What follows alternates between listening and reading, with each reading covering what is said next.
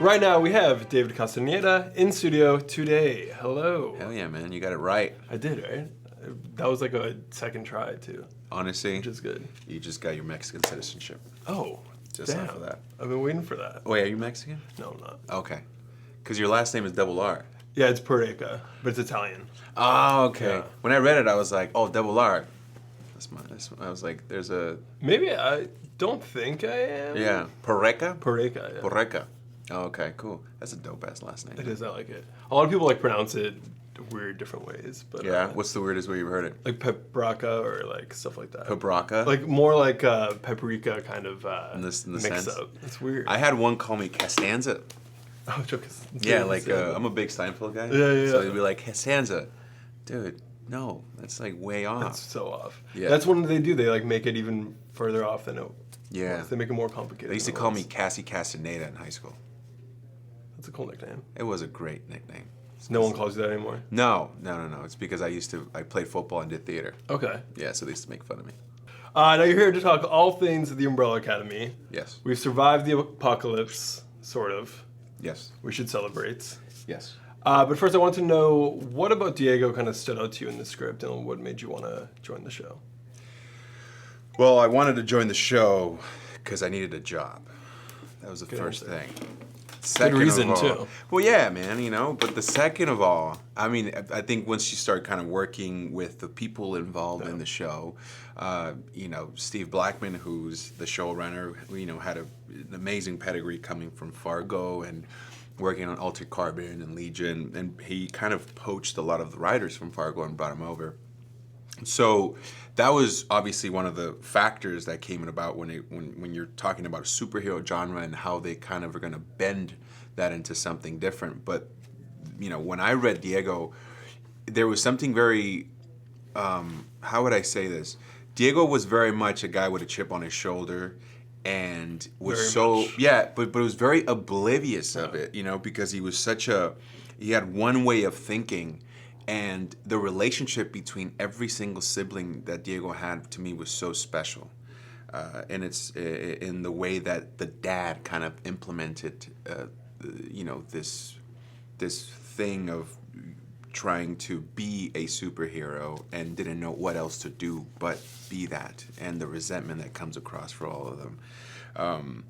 But yeah, I mean, obviously, Steve, when we talked, he wanted Diego to have some kind of vulnerability aside, a la the mom, because in the comic that's not there, and also what do kids go through when they're going through a lot of trauma, which obviously a lot of it, the ability to express himself is so hard. So we went with like a stammer, at least a slight of it, What's interesting about him is he's both holding on to his childhood but also denying it. Yeah. Can you kind of talk about that dynamic and playing that two roles? Because he's the only one who still wants to kind of save the day, be this vigilante, and be this hero, but at the same time he doesn't know what else to do. No. He's a kid in a man's body, and he's trying to hold on to whatever, Luther has the same thing where he's trying to hold on to what the academy is, but Diego, I think, holds it almost as an individual where he sees his siblings and they have these amazing powers, and they're not using them for the good, or at least for what he got programmed to do by Reginald Hargreaves. Diego is just literally a person that doesn't know anything different, and it's not so much of trying to help you because you need to be helped. It's, I'm going to help you so you see me.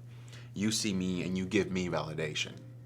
That was at least the perspective that I took when I signed on to play Diego. And you mentioned his relationship with his mother, which is really interesting because he doesn't really open up to anyone, but he opens up to her. Obviously, she is his mother, and she's also a robot. Yeah. So what do you think that says about Diego?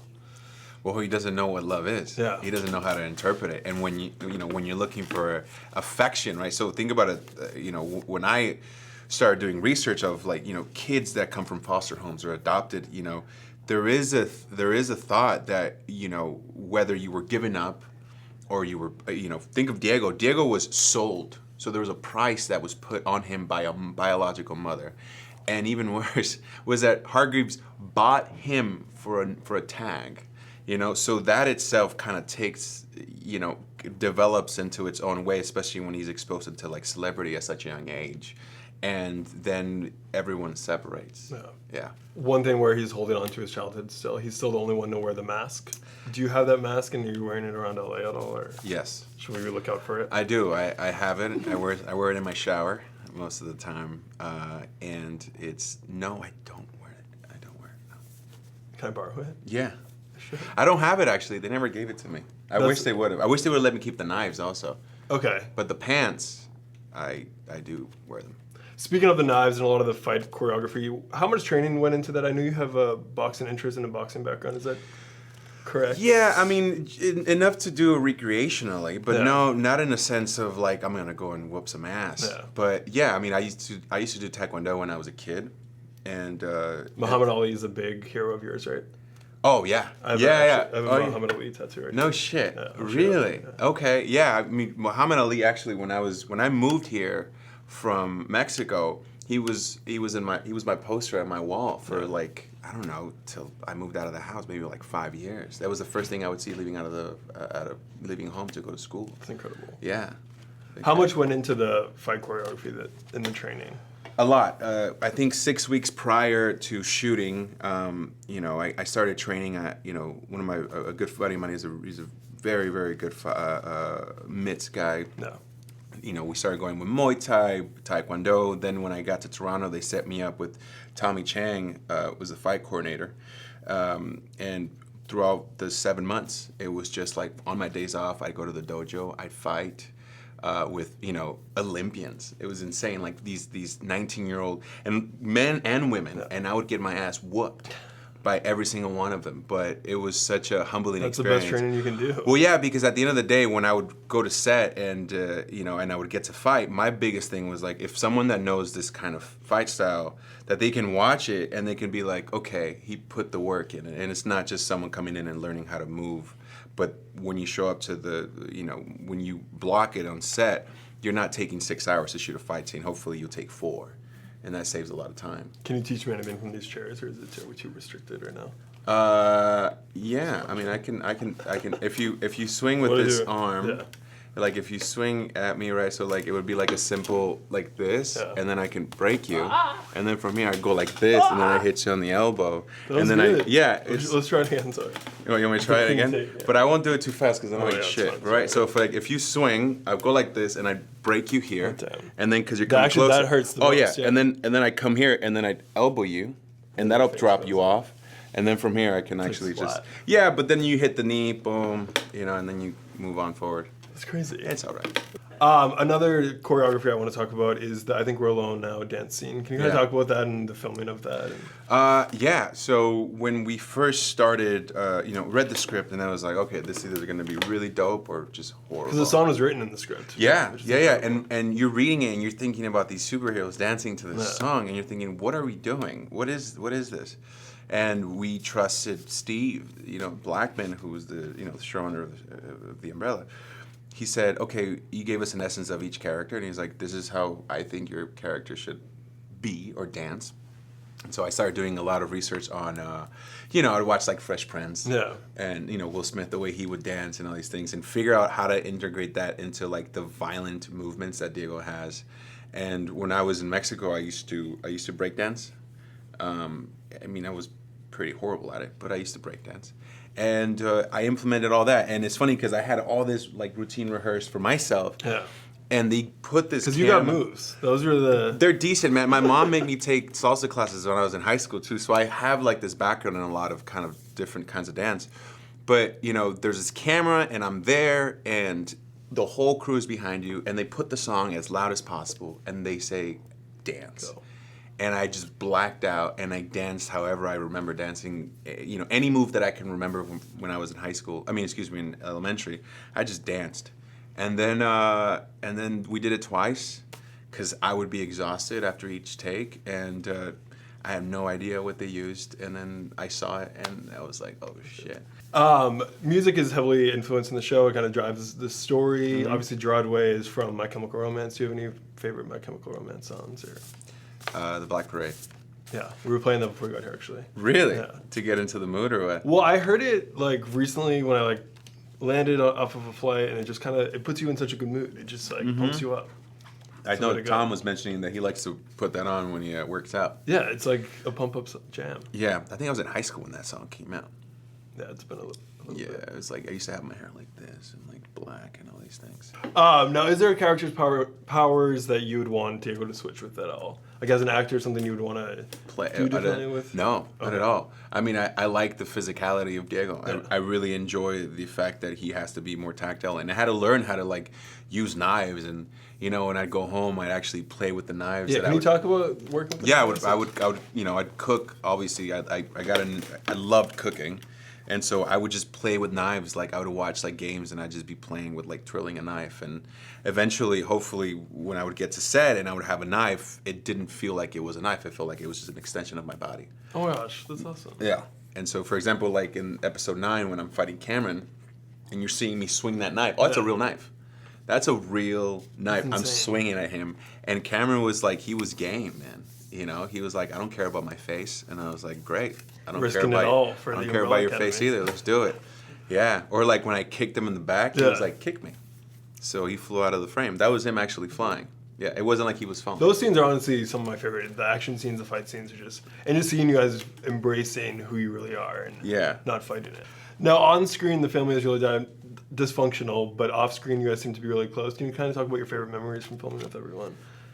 You know, You and Robert. Yeah, you know, Robert and I, you know, we did a lot of, you know, we had a lot of fun shooting our scenes, especially like, you know, 4 and 5, and then eventually as we got further, we all had a different dynamic. But when we would all come together, those were the interesting ones because obviously everyone has their own intentions of how to do things, and Yeah.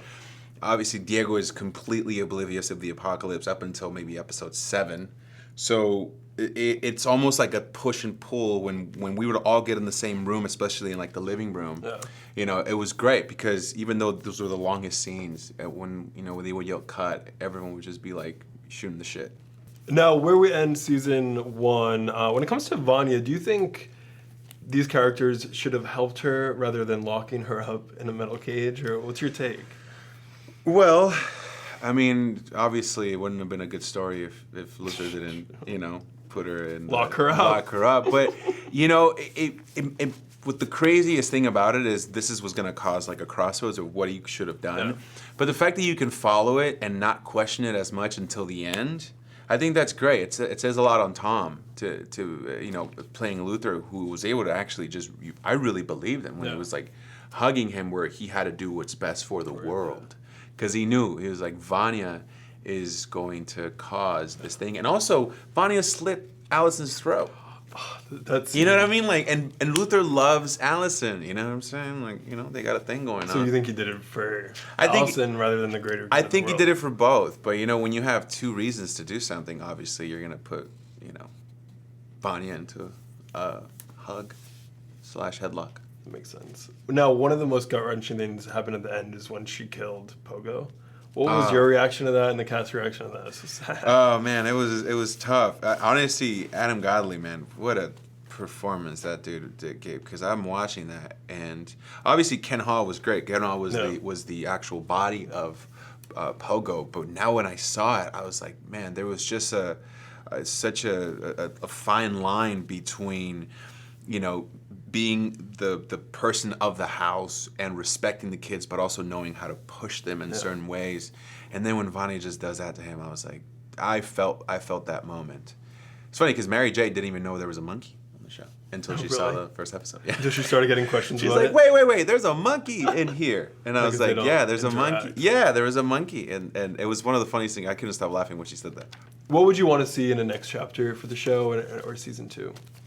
If there was a season 2, I would say that one of the best things about the show is the fact of how the characters arc, Yeah. and it takes its time to see people grow out of the traumas that they have. So I'd like to see where Diego goes in terms of, okay, he's obviously he's able to cope with a lot more things, but now, you know, he lost his mom, he lost Patch, so there is a sense of either Diego can go completely just insane off of it, or he might just be a kid, because if you see the last, They go back to- if you see the last in the, you know, episode 10, they turn into kids and then they disappear. So I don't know. Maybe I have a job, maybe I don't. Yeah. Now you have a few other projects coming up. What can you tease about? What we can expect from you? I have two of them. One's coming out in Tribeca, Standing Up, Falling Down with Billy Crystal, which is written by Peter Hoare and Matt Ratner. And Peter Hoare, which is interesting, the director of our first ever pilot. His name is Peter Hoare, also not the same guy, different spelling. I don't know if that I don't know if that's relevant, but. And then May 3rd. Last name. Speaking of last name. Yeah, speaking of last name. And then May 3rd, I have a film coming out called El Chicano, with Raul Castillo, who is a really, really good actor. He's in this independent film called We the Animals. Have you ever seen that? No, I haven't, but I've heard really good things about it. You know, I shouldn't even bring it up because I haven't seen it. Sorry, Raul. I'll watch it soon, though. Well, until then, we can watch you on The Umbrella Academy. Thank you so much for being here. Thank you. Appreciate for having me.